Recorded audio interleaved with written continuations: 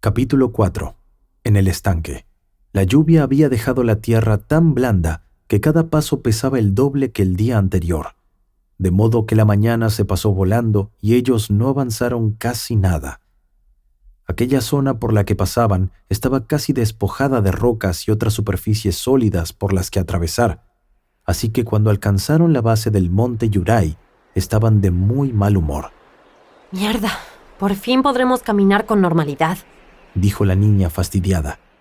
Su compañero, aunque notablemente amargado, no decía nada que lo demostrara. Esto la irritaba un poco, ya que con cada queja que emitía, él respondía con silencio, y esto solo conseguía hacerla ver como una niñata quejumbrosa. «Oye, ¿no vas a decir nada?» Mi maestra me enseñó que si no tienes nada bueno que decir, es mejor no decir nada. Claro, los que dicen eso son las típicas personas que después andan hablando pestes de ti a tus espaldas. Hipócritas. Amaya no es de esas. Esa mujer no tiene nada que ocultar, pero solía decir que las palabras llevan consigo una gran carga energética, por lo que todo lo que exterioricemos con un peso negativo nos rodeará y generará un ambiente pesado y contraproducente. La joven se quedó callada tratando de pensar una respuesta ocurrente, pero algo en su cabeza le dijo que aquellas palabras eran de hecho muy sabias. Masticó su enojo, lo tragó, y con el correr de los minutos pudo deshacerse de su fastidio. Ahora no dejaban de subir. Aferrándose a las rocas y raíces y encajando sus pies en cada resquicio que encontraban, los compañeros subieron durante algunas horas por la ladera de la gran montaña. Era imperativo buscar un lugar alto para poder alcanzar a Arkhail. La bestia continuaba dormida, encajada en medio de un bosque aparentemente inmóvil y silenciosa. Cada vez que la observaba, la niña sentía ganas de gritarle groserías. Finalmente, después de un rato, decidió que necesitaba detenerse para descansar. «Ey, necesito parar. Se me están entumeciendo las piernas». Solo un poco más. Allá arriba, en donde está aquella roca con forma de lanza, podremos reposar. Se quedó boquiabierta y con expresión de incredulidad. Aquel hombre la guiaba y le daba órdenes como si fuera su capitán, y no había nada en el mundo que la irritara más que un hombre con ínfulas de ser su dueño. «A mí no vas a decirme cuándo puedo descansar. Me quedaré aquí y eso es definitivo». Como quieras, dijo él al pasar y siguió subiendo enérgico. La niña permaneció de pie, quieta, observando al guerrero que se alejaba, pensando que las groserías que había guardado para Arkhail podían ser dedicadas a otro destinatario. Justo cuando estaba por sentarse sobre una roca lisa para recuperar energías, un fuerte sonido la sorprendió por detrás.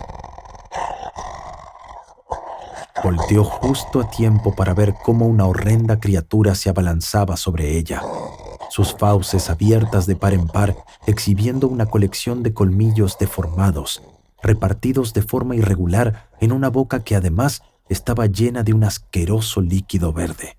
Su agilidad le permitió evadir el embate de la criatura, pero sus piernas estaban desgastadas y aunque apenas pudo esquivar el mordisco, fue alcanzada por las garras.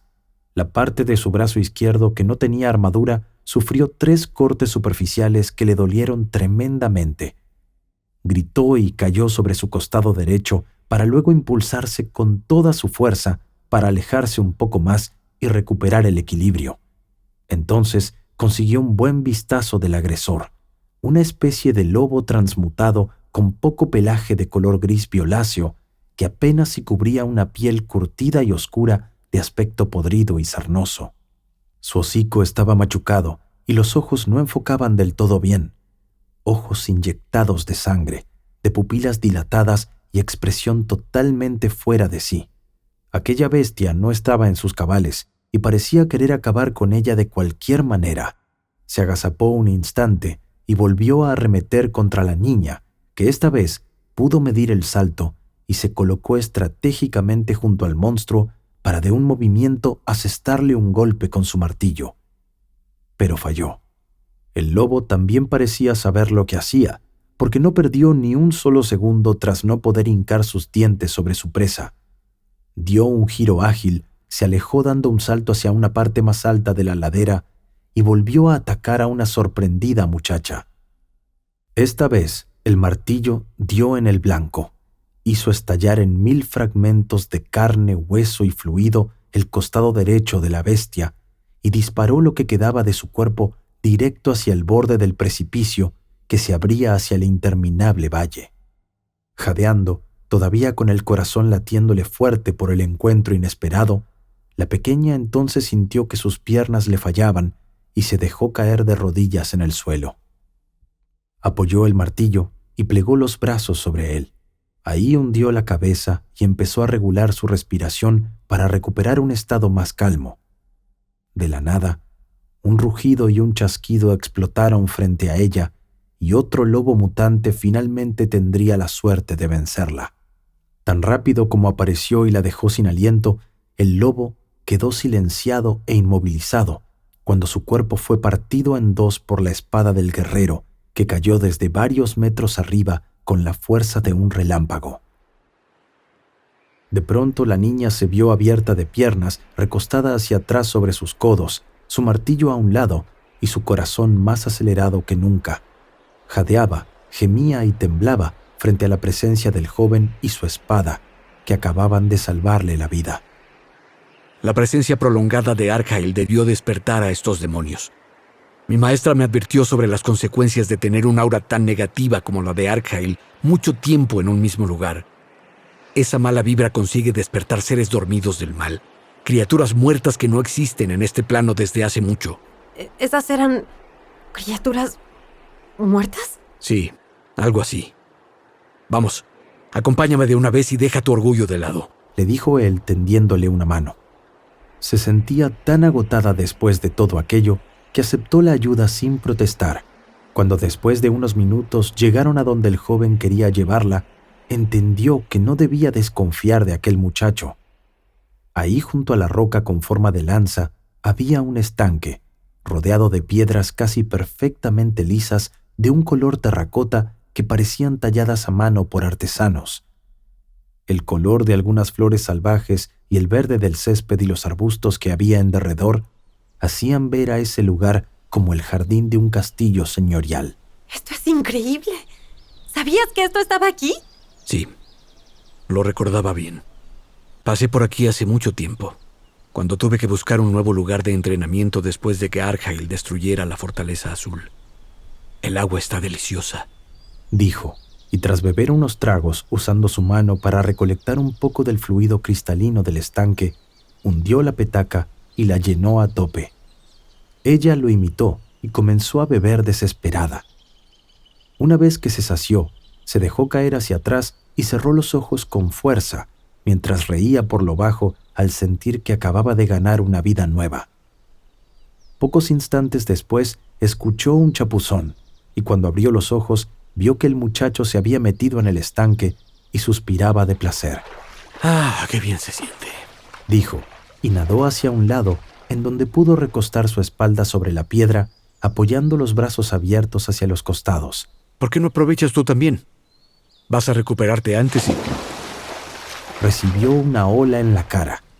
La chica se había arrojado al estanque justo al lado de él. Se rieron juntos. Era una tarde espectacular. El calor seco de la montaña, la frescura del agua y la suave brisa que recorría sus cabellos húmedos le daba a todo aquello una sensación de paraíso. Se mantuvieron en silencio algunos minutos, tan solo interrumpido por el sonido de algunos pájaros y el leve golpeteo de las patas de una lagartija que caminaba por las piedras. La niña ahora se observaba la herida de su brazo.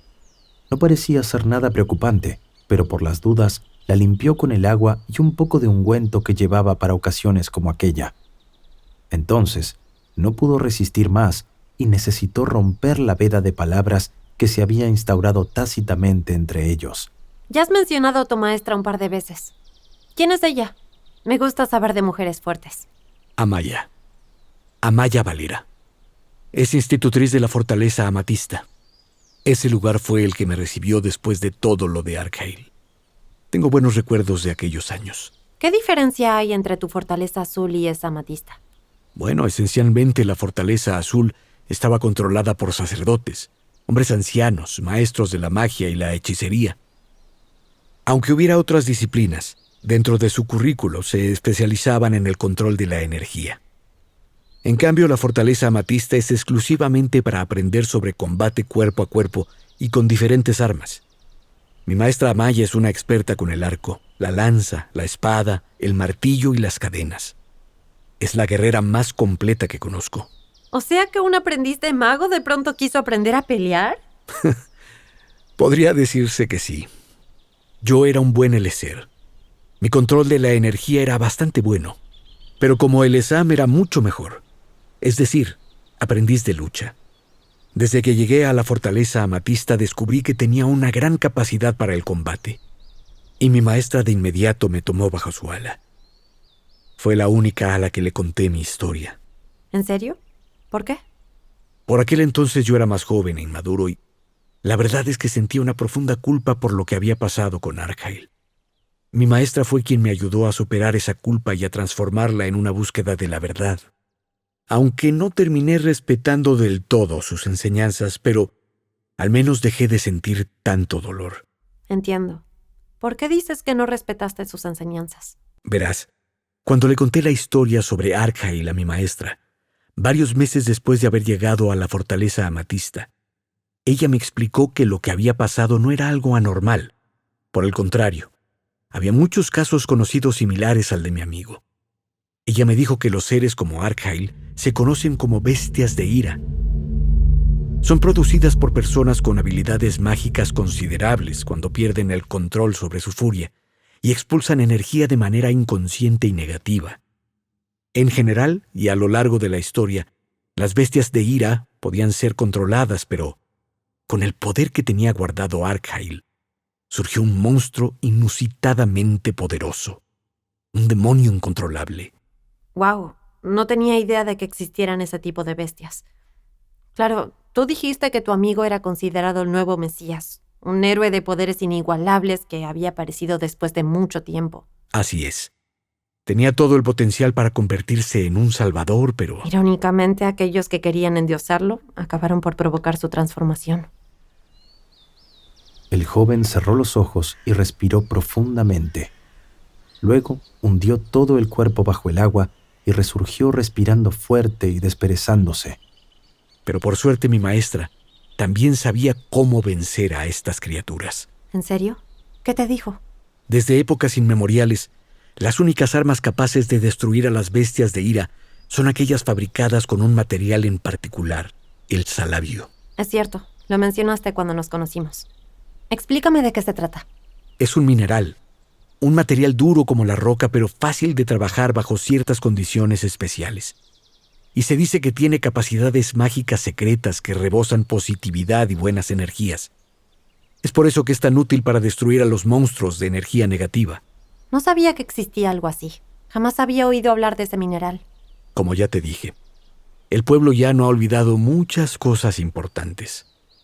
Esta es una de las pocas armas de salabio de las que se conoce su paradero. ¿Y cómo lo obtuviste? Bueno, esa parte de mi vida no me enorgullece particularmente. ¿Y cuál sí? Preguntó la niña, pícara, y se alegró al ver que el joven se reía por su pregunta. Después de que mi maestra me contara sobre las armas de salabio, me dijo que la única que ella conocía era una espada que pertenecía a una antigua familia. Esa familia había sido muy importante en otros tiempos. Había peleado en las antiguas guerras y poseía miles de hectáreas de tierra rica y hermosa. Pero ya no era lo que solía ser. De hecho, todo lo que quedaba de los dueños de la espada era un castillo construido dentro de una montaña, tallado en piedra y ubicado en un lugar que con el tiempo había perdido su esplendor y estaba rodeado de llanuras yermas y arena. Le prometí a mi maestra que cuando terminara mi entrenamiento, iría en busca de aquella espada, para entonces poder acabar con el sufrimiento de Arkhail y con el de todos los que la bestia se encontraba en su camino. Pero me fui de la fortaleza amatista al día siguiente. ¡Qué mentiroso! ¿Por qué no te quedaste un tiempo más entrenando? ¡Lo habías prometido! Sí, es cierto. Y es cierto que ya no sentía la culpa que me había invadido en un principio por no haber podido ayudar a mi amigo. Pero también era cierto que yo podía detener su carrera de destrucción. Así que me escabullí en medio de la noche y me alejé de la fortaleza hacia el castillo en donde estaba la espada de Salabio. ¿Nunca regresaste con tu maestra?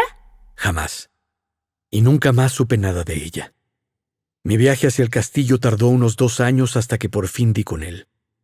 No fue difícil atravesar la precaria guardia que aún protegía al noble de la otrora grandiosa familia, y aunque podría haberme llevado la espada sin mayores consecuencias, el dueño del castillo me desafió. ¿Tuviste que matarlo? Sí y no. El anciano sabía pelear, y fue un combate digno, pero nunca tuvo oportunidad de derrotarme. Cuando lo desarmé y me quedé con la espada, el hombre me pidió que acabara con su vida, por honor, y le cumplí. Y supongo que con él se perdió todo legado de su apellido. Me desconciertas. ¿Por qué? Pareces un tipo tranquilo. En control de la situación siempre. No irradias furia, descontento, culpa ni nada que se le parezca. Pero tu historia está llena de hechos por los que cualquiera sería invadido de todos esos sentimientos. Eres misterioso. No intento serlo, pero tengo claro mi objetivo. Y no voy a cometer ninguna estupidez que me impida lograrlo. El sol bajó y ambos se vistieron y continuaron escalando un poco más. Una vez entrada la noche, se tiraron a descansar dentro de una cueva pequeña en la ladera de la montaña, desde donde se veía la bestia de Ira en toda su inmensidad. Con el correr de las horas, una densa niebla comenzó a formarse sobre el valle, y antes de quedarse dormida, la niña vio cómo la silueta de aquel monstruo demoníaco que tanto sufrimiento había traído al mundo quedaba semioculta detrás de las espesas nubes. La mañana llegó con un estrépito. Un rugido desgarrador, mezcla de alarido, trueno y grito de guerra, inundó el valle y la cueva en donde dormían los compañeros, haciéndolos levantarse de golpe con un repentino pánico en sus pechos. Arkhail había despertado.